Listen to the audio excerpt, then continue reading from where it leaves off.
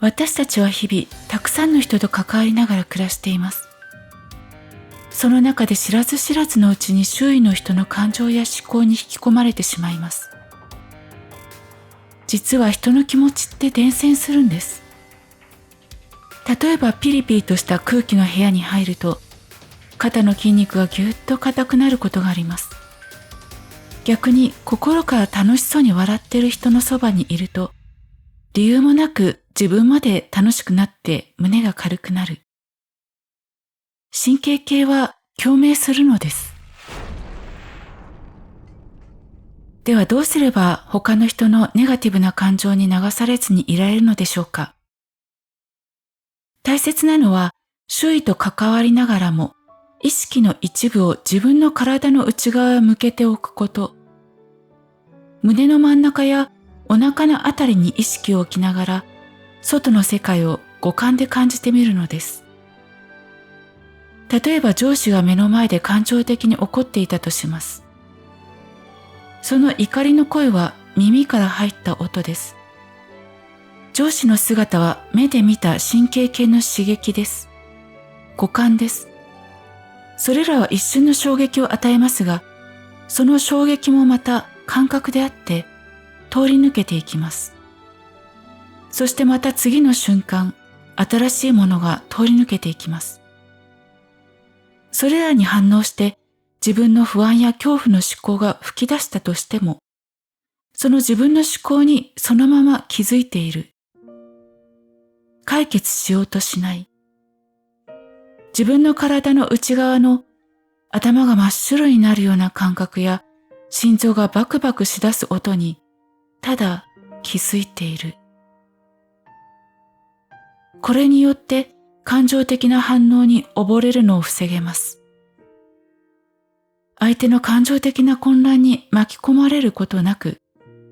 身体的な存在に根ざしたまま、相手の懸念に十分に耳を傾けることができます。では、いくつか具体的な実践例で体感していきましょう。実践例1、緊張する会議の場で。想像してみてください。緊張が高まる白熱した会議に参加していたとします。思考は猛烈に活発化するかもしれません。もうすぐ自分の発言の番だ。上司に認められるような発言をしなくちゃ。変な発言して周囲に飽きられたくない。周囲のイライラや緊迫感に飲まれ、自分の立場を守り、他人の発言に苛立ち、今までの反応パターンで行動してしまいそうになります。そんな時こそ、まずは意識的な呼吸をしましょう。ゆっくり吸っ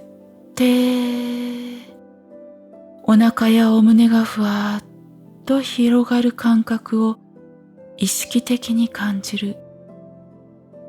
ゆっくり吐いて、体がスーッと薄くなる感覚を意識的に感じる。外側の混沌が渦巻く雰囲気に引き込まれず、いつもの良い状態に戻る引き金として、自分だけのアンカー、つまり戻る合図を決めておくのもおすすめです。呼吸でもいいですし、背筋を伸ばす動作や胸を開くポーズもいいです。イチロー選手や五郎丸選手のようなスポーツ選手もこの方法を大切にしていることは有名です。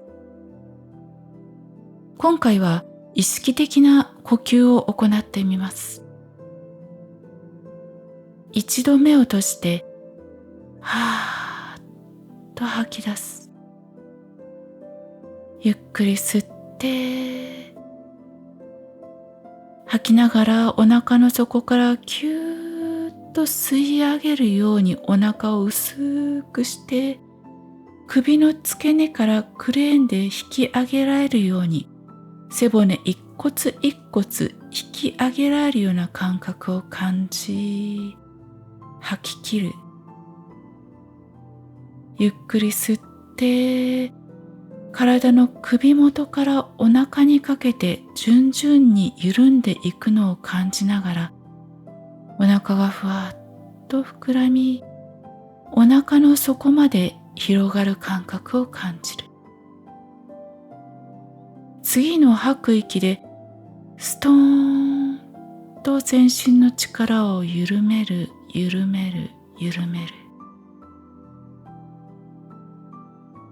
肩、首の力がストーンと緩む感覚を感じる。しばらくこの緩んだ感覚を感じます。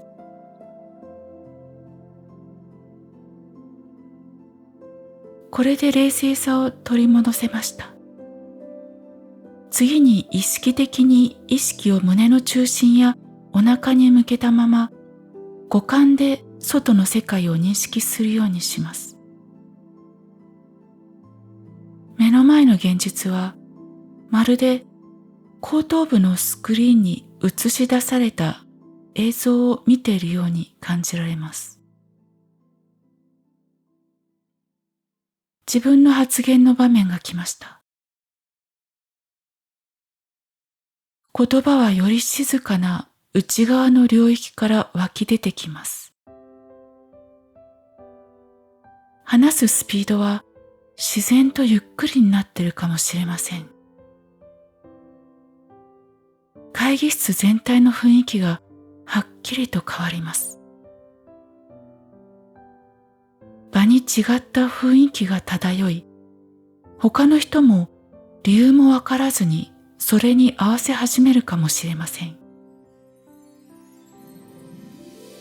あなたは周囲の反応的行動、感情的な混乱に巻き込まれることなく、冷静に対応できました。しかもイライラした集団の中で、穏やかな意識の人が一人でもいると、その良い意識状態が全体へ波紋のように広がります。このような体験を繰り返すと、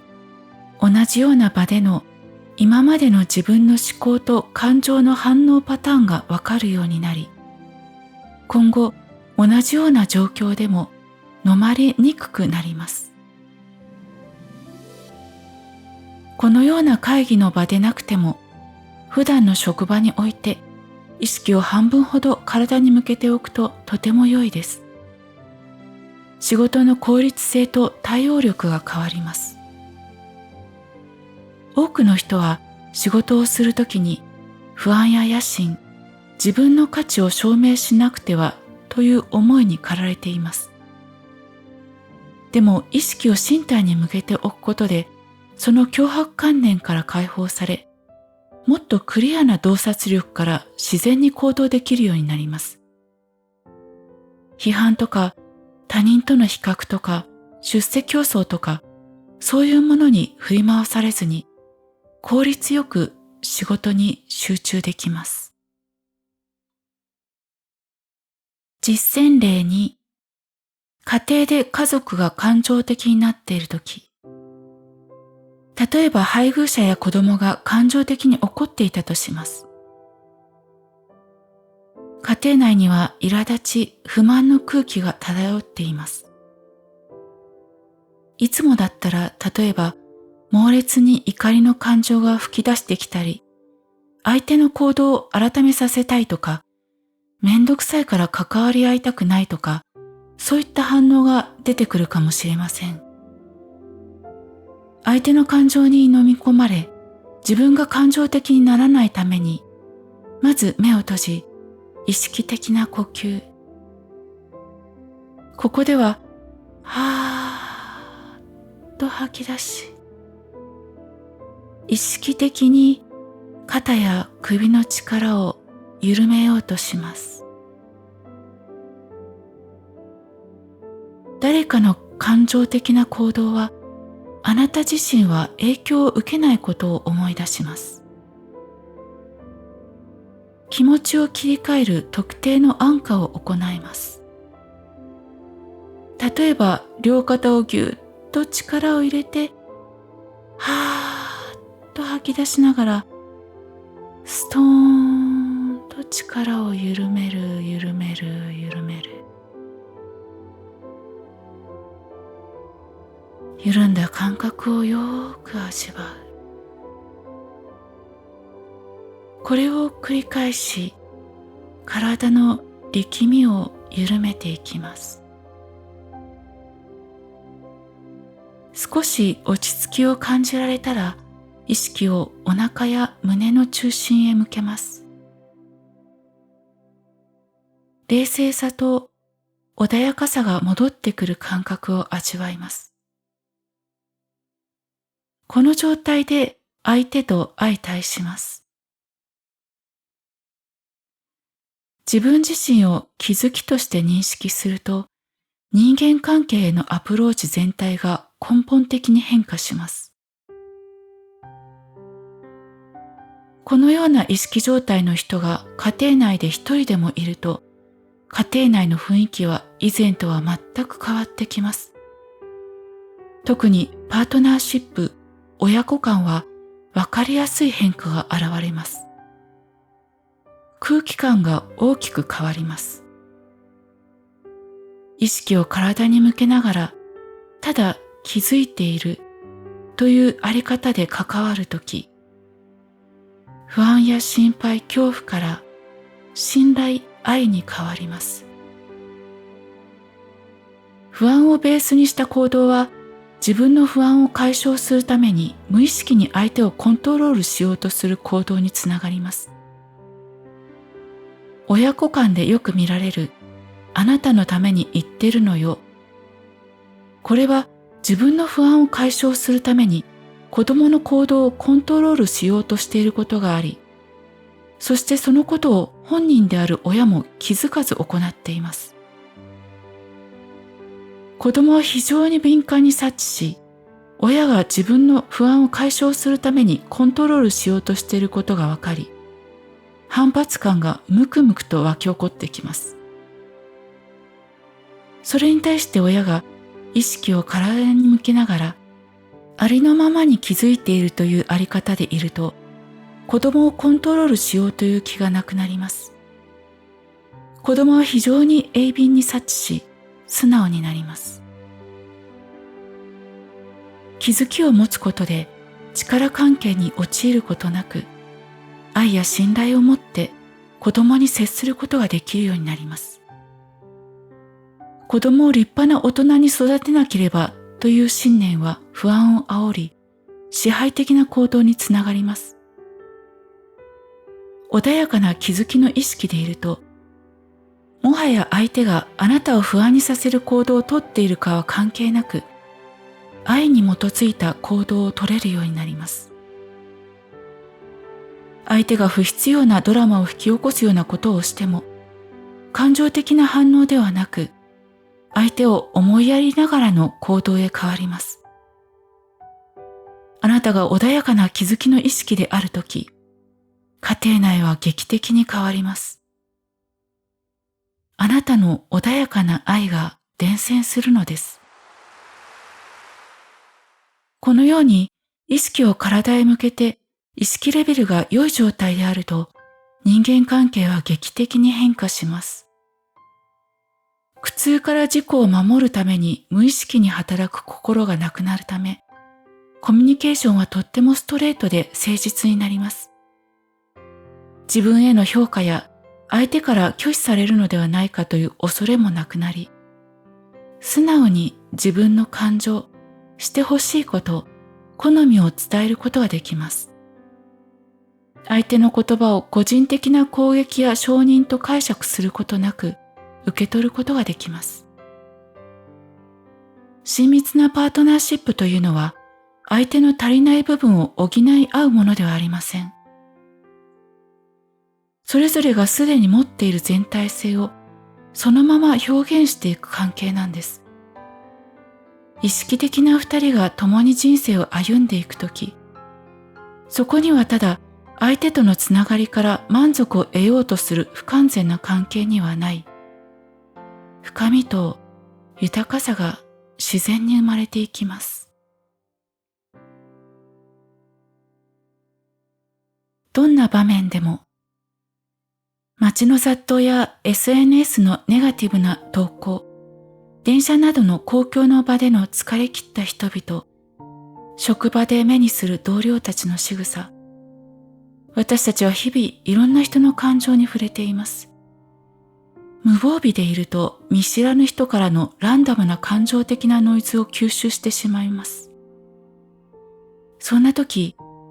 体の内側の感覚に意識を向けます。列に並んでいる時、交通渋滞にはまっている時、意識的に意識を体へ向けましょう。呼吸を感じましょう。その時のイライラしている感情や不安な思考にただ気づいている。すべての出来事、思考はただやってきて消えていく。何とかしようとしない、解釈しない、ただ気づいている。そうすることで私たちは安心と喜び、愛を持って対応できるようになります。そしてその意識は波紋のように周りの人にも広がっていきます。